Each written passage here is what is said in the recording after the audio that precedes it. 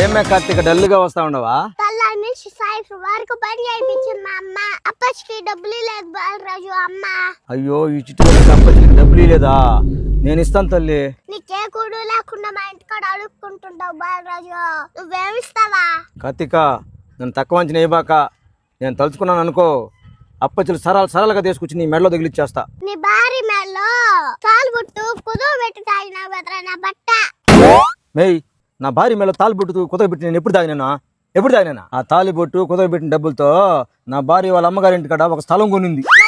నీ భార్య అందరికి తాలుబుట్టు కుదువ పెట్టి నా మూడు తాగేసినాడో చెప్తున్నా. ఛ, దానికి కొంచెం కూడా బుద్ధే లేదు మ్యా. ఎప్పుడు నన్ను ఆడిపోసుకుంటానే ఉంటుందా? అప్పచ్చికి 100 రూపాయలు ఇస్తే నీకు ఇంకొక విషయం చెప్తా. 100 కాదు మ్యా, 1000 రూపాయలు ఇస్తానా?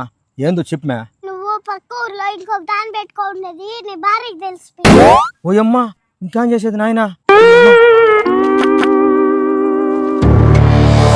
1000 రూపాయలు ఈ రకంగా నా బట్ట.